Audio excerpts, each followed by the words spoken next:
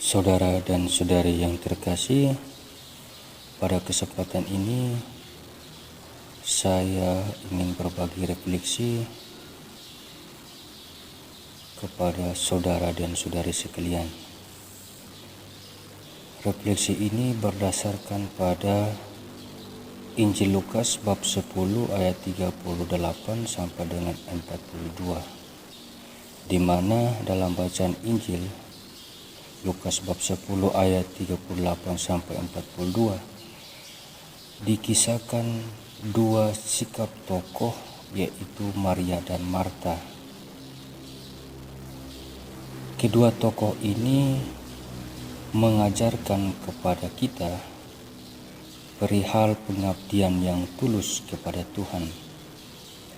Pengabdian yang didasarkan atas cinta yang berasal dari lubuk hati yang dalam. Kita melayani bukan untuk dipuji, mendapatkan kehormatan, melainkan melayani tanpa mengharapkan balasan, melayani dengan jujur, tulus, dan penuh tanggung jawab. Lukas menampilkan dua tokoh yang memiliki sikap yang berbeda. Marta melayani dengan bersungut-sungut. Jelas dalam perkataan Marta mengatakan, "Tuhan, tidakkah engkau peduli bahwa aku melayani seorang diri?" Pernyataan ini menunjukkan bahwa Marta melayani Yesus bukan atas dasar pelayanan itu sendiri. Pelayanan Marta bersifat keinginan manusiawinya, bukan berdasarkan kebutuhan hidupnya, yaitu kebutuhan rohani. Melalui sikap Marta, kita diperingatkan bahwa menjadi seorang pelayan haruslah melayani dengan tulus, jujur, bukan melayani dengan bersungut-sungut atau melayani supaya dinilai oleh orang. Pelayanan kita harus didasarkan atas dasar cinta. Cinta yang mengutamakan kepentingan umum, cinta yang selalu memberi, cinta yang selalu jujur, dan cinta yang rendah hati dalam pelayanan. Saudara dan saudari yang terkasih, ketulusan cinta dalam pelayanan ditunjukkan melalui sikap Maria. Maria melayani Yesus dengan tulus. Maria lebih melihat hal yang paling prioritas dalam hidup, yakni melayani berdasarkan kebutuhan rohani dan bukan berdasarkan keinginan duniawi.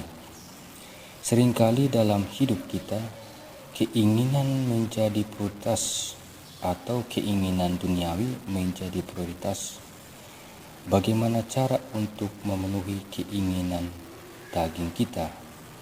Keinginan selalu mendorong kita untuk selalu dipenuhi. Karena tuntutan itu, maka muncullah motivasi yang buruk, baik motivasi yang keluar dari keutamaan hidup. Dengan hilangnya keutamaan, maka yang ada melayani diri sendiri, bukan melayani kepentingan bersama.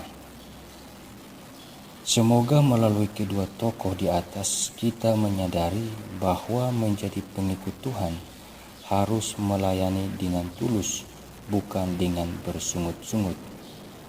Tuhan harus menjadi yang terutama dan utama dalam hidup kita, karena dengan mengutamakan Tuhan, maka yang lain itu akan menjadi beres. Tuhan telah mengasihi kita dengan tulus, mencintai kita dengan tulus, memelihara kita dengan tulus. Maka kita juga harus menjalani panggilan Tuhan dengan tulus, mencintai Tuhan dengan tulus, melayani Tuhan dengan tulus, dan mengerjakan setiap pekerjaan yang dipercayakan kepada kita dengan tulus. Dengan kata tulus, maka hidup menjadi indah.